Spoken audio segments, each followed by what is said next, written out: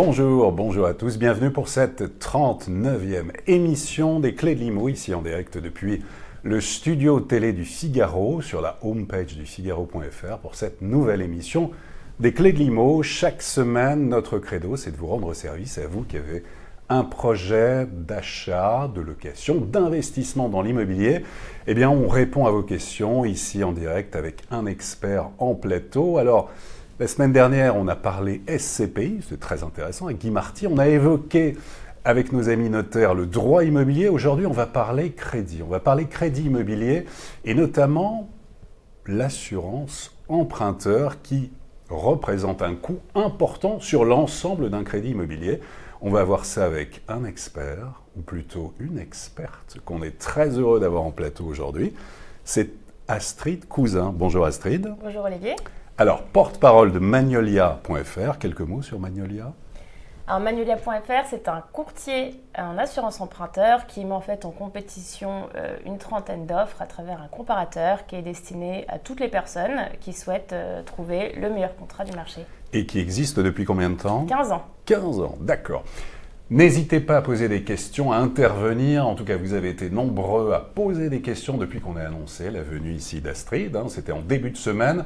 On a une quinzaine de questions à voir ensemble. On est là jusqu'à 13h30. Il est 13h02. Prêt. On va essayer d'être le plus pédagogue possible. Des conseils pratiques, je ne m'inquiète pas. Ça va aller. Ça va bien se passer. Tout va bien se passer. Et on est là donc jusqu'à 13h30. Première question. Allez, c'est parti. Première question. Alors, c'est une question de Michel. Je suis à la retraite. J'ai 66 ans. Je souhaiterais acheter avec ma femme qui travaille encore un petit appartement à Chaville dans le 92. Nous sommes locataires. Notre banquière nous dit qu'à mon âge, il est compliqué d'emprunter au-delà de 10 ans et qu'elle doit prendre en compte le taux d'usure imposé par sa direction. Comment vérifier si c'est vrai ? Alors, il y a deux choses assez différentes dans cette question. Il y a d'abord l'âge. Jusqu'à quel âge emprunter ? Alors, c'est vrai que les contrats groupes des banques dépassent rarement les 70-75 ans en couverture. On ne peut pas aller jusqu'à 80, donc 70. Non, d'accord. Justement. Bon. Donc, la solution, c'est de passer par un contrat extérieur à sa banque, donc un contrat délégué en assurance emprunteur qui couvre certains jusqu'à 90 ans. Concernant le taux de l'usure, là, ça va être un petit peu différent. Il y a quand même, votre banquière a quand même beaucoup de moyens pour le faire baisser. Oui. Notamment, On peut rappeler ce que c'est quand même le taux de l'usure ? Alors, le taux de l'usure, c'est le taux maximal qui va donner la limite en fait à votre emprunt. Donc ça veut dire c'est le coût maximal du TAEG, donc du taux annuel effectif global. Donc en fait, au-delà duquel une banque ne peut pas prêter. Exactement, voilà. tout à fait. Mais il y a quand même quelques solutions pour le faire baisser les frais de dossier, les frais de commission, mais ça peut être également aussi changer d'assurance en faisant baisser son coût. Voilà, donc votre banquière, peut-être qu'elle vous dit la vérité, mais en tout cas, il y a énormément de solutions. Donc elle ne ment pas, Astrid. Donc en fait, quand Michel nous dit ça, la banquière en tout cas ne ment pas par rapport à l'histoire du taux d'usure. Non, elle ne ment pas. Il peut y avoir une pression de la direction. Alors, le taux d'usure n'est pas défini par la banque, mais c'est un taux national. Oui, qui est obligatoire, qui est de 2,79 pour 20 ans à peu Exactement, près. voilà. Donc la pression ne vient pas forcément de son patron, mais plutôt de l'État. Donc Michel, soyez rassurés, il n'y a pas d'esbrouf, il n'y a pas d'embrouille du côté de la banquière. En tout cas, c'est le taux d'usure légal. On ne peut pas aller au-delà. Exactement. D'accord. Mais il y a des solutions pour le faire baisser. Pour baisser le coût de l'emprunt, pour répondre à ce taux d'usure. Voilà. Et donc alors, en gros ? En gros, votre banquière peut vous dire la vérité, mais elle peut faire aussi des efforts pour vous permettre d'emprunter. Donc il ne faut pas la lâcher non plus. Il ne faut pas la lâcher.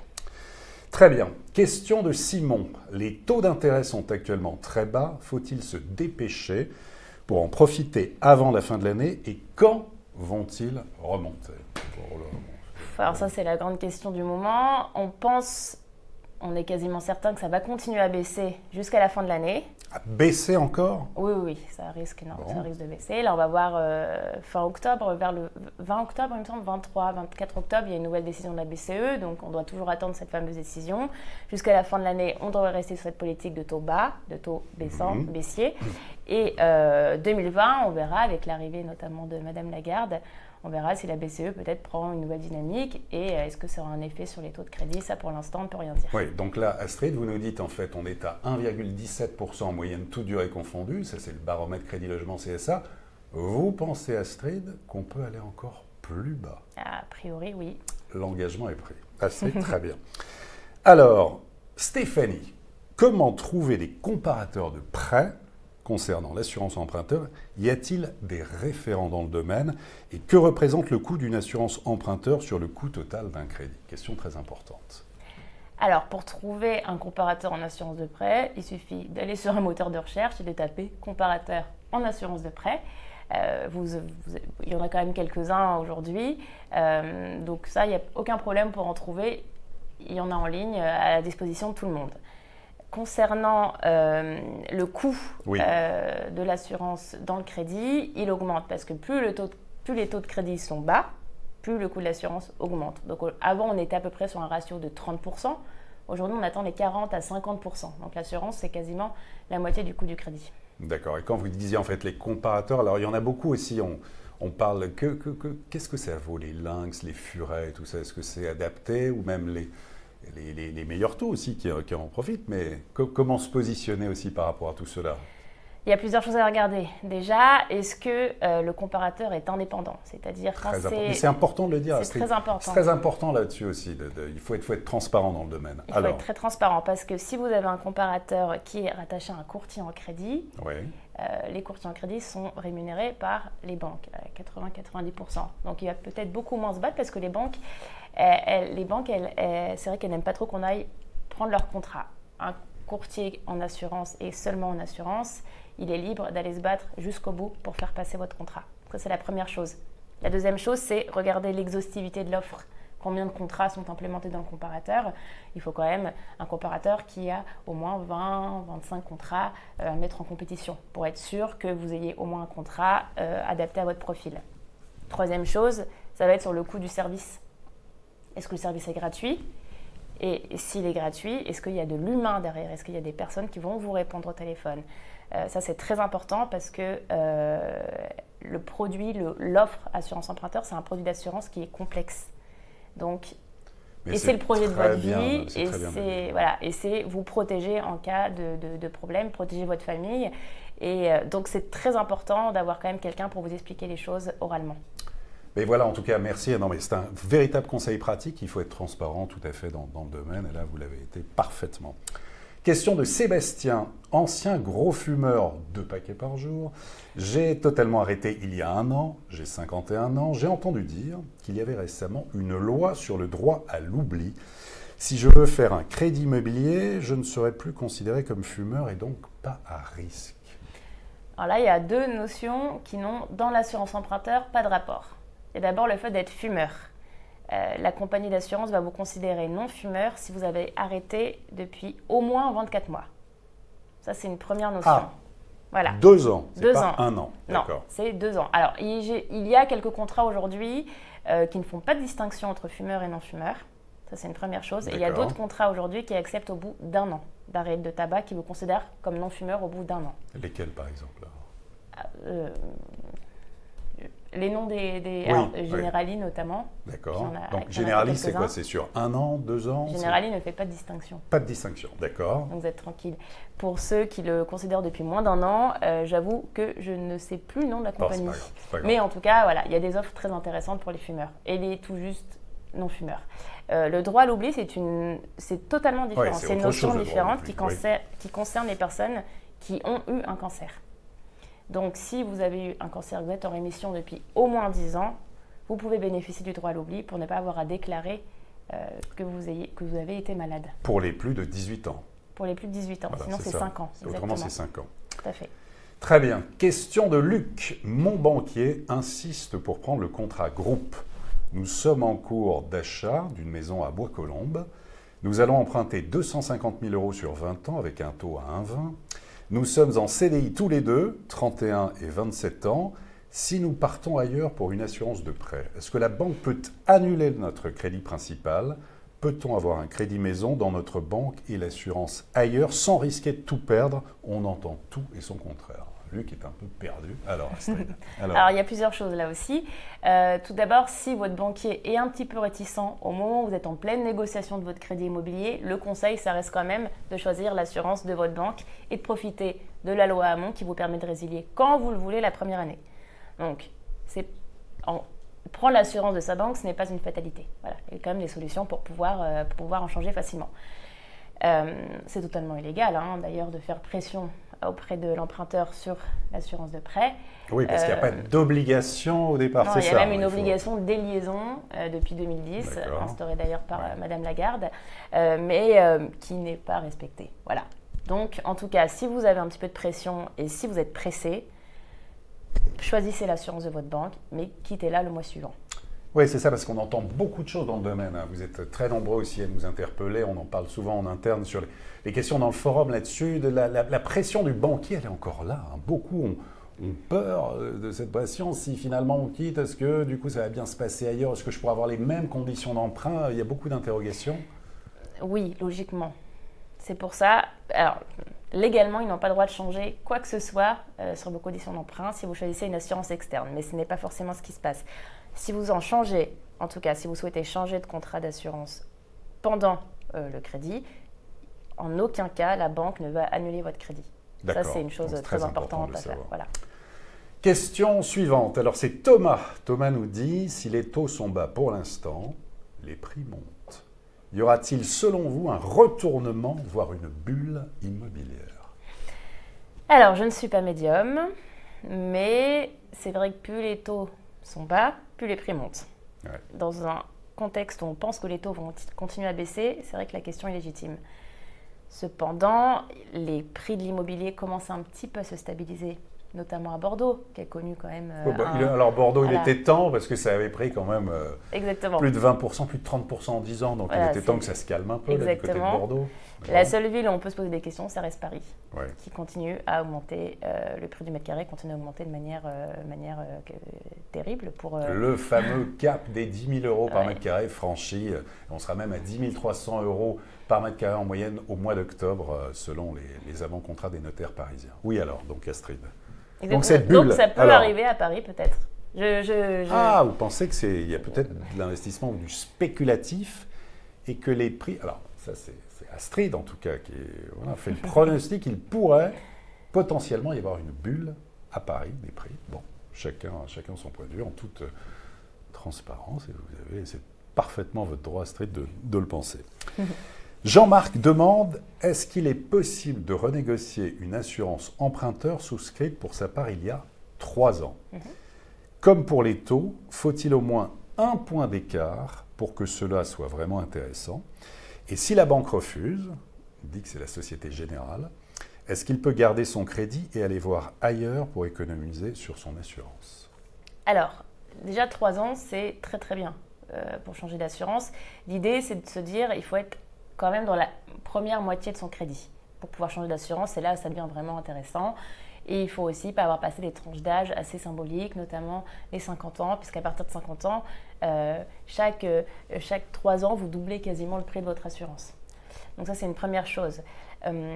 Ensuite, excusez-moi, Ah oui, ensuite, à partir de... Comment sait-on si c'est intéressant ou pas? Oui. Alors, les calculs ne se font pas du tout comme avec le crédit immobilier. L'idée, c'est tout simplement justement d'aller comparer, de servir d'un comparateur. Vous regardez le prix qu'on vous propose aujourd'hui, vous regardez combien vous payez actuellement. Ici, c'est plus intéressant. Au-delà de 1 000, 2 000, 3 000 euros d'économie, allez-y. C'est aussi simple que ça. Mais c'est aussi simple que ça. Bah oui, alors il faut le faire. Donc, il n'y a pas de problème. Et en tout cas, il est tout à fait en droit de changer son assurance emprunteur et son crédit immobilier peut rester, bien entendu, à sa banque. Donc, il n'y a pas on ne va pas dire une légende, mais cette histoire de point d'écart, on le dit souvent pour les taux, il faut qu'il y ait au moins un point d'écart entre le taux de crédit initial et puis le nouveau taux pour que ce soit intéressant, parce qu'autrement, avec les frais de dossier et tout ça, c'est pas la peine. Donc là, pour l'assurance emprunteur, c'est pas forcément... Non, bien sûr, non, c'est juste... C'est très simple. Hervé dit, j'ai 45 ans. Je pratique l'athlétisme, très bien Hervé, et le saut en longueur en particulier depuis des années. On me dit que les sports d'impact sont dans la catégorie à risque. Est-ce que cela peut remonter le coût de mon assurance emprunteur? J'ai en projet d'acheter une maison près d'Antibes. Ce n'est pas pourtant du parachutisme. Est-ce qu'il y a des grilles officielles pour vérifier? C'est quoi cette histoire d'athlétisme et d'impact? J'ai l'impression qu'il y a pas mal de légendes qui tournent autour d'Hervé, mais en tout cas, alors il n'y a pas de grille officielle. Chaque compagnie a sa propre grille de sport à risque, mais on retrouve quand même. Donc alors les sports à risque, lesquels? Parachutisme, effectivement, voilà, parachutisme, quoi, escalade, qu'est-ce voilà, qu'il y a? tous ces sports vont être logiquement à risque. Pas besoin de, voilà, les sports de glisse, les sports de vitesse, le parachutisme, bien sûr, le parapente. Le ski, non, c'est pas. Le ski, non, sauf, voilà, là on va y venir, sauf si c'est professionnel. D'accord. Donc le ski, tout comme l'athlétisme, si c'est pratiqué de manière professionnelle, ça peut poser des problèmes. D'accord. Donc la personne peut être Et là, exclue. c'est pas un contrat à part. Donc si c'est dans le cadre d'une activité professionnelle sportive, non, c'est pas un contrat à part. Non, c'est un contrat comme un autre, sauf qu'il risque d'être exclu sur sa pratique de sport professionnel. Mais en tout cas, si ce monsieur le pratique tous les samedis dans un club avec ses amis, logiquement, ça ne devrait pas poser de problème. Oui, parce que si c'est un sportif professionnel, on peut se dire aussi qu'il est en super santé. Enfin, d'un autre côté, donc il va récupérer sur ce qu'il peut perdre d'un côté. Mais le problème, c'est qu'il gagne, il gagne de l'argent sur sa pratique professionnelle. S'il se blesse, il ne gagne plus d'argent, donc il est plus censé. Voilà, c'est pour ça que les pratiques professionnelles sportives sont particulièrement regardées de très près par les compagnies. D'accord. Donc, et là, pour répondre typiquement à Hervé, donc Hervé qui pratique le saut en longueur, a priori, l'histoire de l'impact, non, c'est bidon. Bon, Hervé, c'est bidon. Question de Mathias. On dit qu'il existe des courtiers spécialisés dans l'assurance emprunteur, mais beaucoup l'affirment sur Internet. Sur quels critères, en fait, juger pour trouver le ou les bons? C'est un petit peu ce que je vous ai dit tout à l'heure. Regardez un petit peu s'il fait que de l'assurance et qu'il ne fasse pas du crédit également, parce que sinon, comme je vous ai expliqué tout à l'heure, ça peut dire qu'il a un rapport financier très ambigu avec les banques. Regardez la qualité du service, regardez s'il y a des personnes pour vous répondre au téléphone, regardez s'il y a de l'humain, regardez la qualité, depuis quand le comparateur est là, depuis qui est le courtier derrière. Est-ce que c'est quelqu'un qui fait partie du marché depuis quelque temps, qui va vous apporter une expertise? Voilà, toutes ces choses-là. Voilà, c'est le cas de Magnolia. C'est le cas de Magnolia, exactement. Il faut le dire, ça c'est pas... Nico, les questionnaires de santé sont-ils les mêmes dans toutes les banques? Quelles sont celles qui sont les moins regardantes? Et qu'en est-il du secret médical? Alors, le questionnaire de santé diffère de compagnie en compagnie. Donc voilà, vous allez en avoir un différent, mais souvent ça reste quand même des petites choses. Et on sait sur quelle banque elle est plus dure, entre guillemets? Alors déjà, ce n'est pas les banques, parce que les banques distribuent des produits d'assurance. Donc, il faut focaliser sur la compagnie d'assurance. La compagnie. Alors, la compagnie, est-ce qu'il y a alors des réputations Alors, non, il n'y a pas une compagnie plus cool qu'une autre. En revanche, il y a des compagnies qui vont être beaucoup plus tolérantes sur certaines pathologies. Par exemple, il y a des compagnies qui vont être très sympas avec les diabétiques ou avec les personnes en surpoids ou avec les fumeurs. Voilà. Donc, c'est plein de choses à savoir, mais pour ça, c'est vrai qu'il faut avoir derrière un expert qui sait exactement, selon votre pathologie, où envoyer votre dossier. Voilà. Et ça, on peut pas, il n'y a pas de comparateur, il n'existe pas, qu'on puisse voir comme ça, ce serait bien. Le médical, on a interdiction de poser des questions médicales. Bien sûr. Voilà. Donc ça se fait vraiment en secret avec la compagnie. Justement, et voilà, justement, qu'en est-il sur le secret médical? Jusqu'où on peut aller en fait? Là, c'est du ressort de la compagnie et c'est sa principale problématique, le médical et le secret médical. Donc là-dessus, il n'y a aucun souci à se faire. D'accord. Question de Sylvie. Que pensez-vous de l'assurance emprunteur pour les travailleurs non salariés, c'est mon cas, non couverts par la Sécu? Alors, pour les travailleurs non salariés. Les travailleurs non salariés, c'est vrai qu'ils risquent de payer plus cher leur assurance parce qu'ils sont quand même un profil un petit peu plus à risque qu'un autre. Mais là encore, ça va dépendre de la profession exacte que vous exercez, parce que si vous êtes travailleur non salarié, mais que vous êtes médecin généraliste, à votre compte, bon, vous risquez d'être moins embêté que si vous êtes artisan.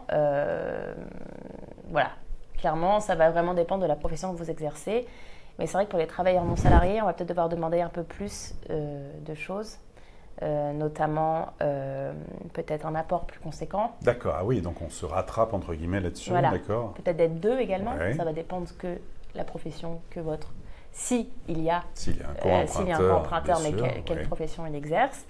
Et voilà, mais en tout cas, ça va vraiment dépendre de la profession exacte que vous exercez. Mais sachez en effet que ça peut être un petit peu plus cher dans votre cas. D'accord, mais c'est en tout cas très bien de le dire, c'est très transparent. Allez, on prend une dernière question de Steven. Pour la date anniversaire de l'échéance annuelle, permettant d'en changer d'assurance emprunteur, chaque banque fait ce qu'elle veut. Date de la signature, date de l'offre, de la fin de contrat, c'est n'importe quoi. Que dit en fait la loi ? Alors, la loi, depuis très peu de temps, enfin, ce n'est pas la loi, parce qu'en fait, justement, quand cette possibilité de résilier annuellement son assurance emprunteur, c'est vrai que la date n'avait pas été définie. Ce qui a permis... D'où la confusion voilà, entre la date d'effet... Bon, d'accord. Voilà, ce qui a permis de faire perdre beaucoup de temps aux autres acteurs, aux acteurs de la délégation d'assurance, qui ont passé 4-5 mois à comprendre quel établissement considérait quelle était la bonne date. Voilà, donc il y en avait 4. Et un petit peu justement pour anticiper tout, enfin pas pour anticiper, mais pour améliorer cette situation, le CCSF, donc le comité consultatif dans le secteur financier, a défini une seule date, qui est la date de la signature de l'offre de prêt, qui est effective depuis le 1er juillet. Donc ça fait à peine 3 mois que finalement, aujourd'hui, on a une date officielle. Et le sénateur Bourquin, qui est en charge de cette fameuse loi, va proposer et va surtout imposer à ce qu'on écrive noir sur blanc dans la loi qu'il y a une seule et unique date. Voilà, donc dans quelques mois, ça risque d'être officiel. Très bien, on a une question supplémentaire, tiens, question de Simone. Une offre au prix pour un bien immobilier doit-elle être acceptée par le vendeur ? Alors, ça va vraiment dépendre, là encore, du marché, de la région, du bien immobilier. Est-ce que c'est un bien exceptionnellement bien placé ? Combien de personnes sont sur le dossier ? Donc ça, je pense que c'est vraiment propre à chaque opération immobilière. Très bien. En tout cas, voilà, il est quasiment 13h30, ça s'est très bien passé. Merci, Astrid Olivier. Cousin, spécialiste de l'immobilier au sens large, du crédit immobilier et plus particulièrement de l'assurance emprunteur. Merci en tout cas pour vos questions. Il y en aura d'autres aussi, ça va continuer. N'hésitez pas sur le forum 24h/24. On peut se répondre les uns aux autres. Vous reviendrez, Astrid ? Bien sûr. Elle reviendra. Voilà. Quant à nous, on se retrouve la semaine prochaine. Là, on parlera de placement immobilier. Très bon week-end à tous et donc à très bientôt pour une prochaine émission des Clés de l'Immo.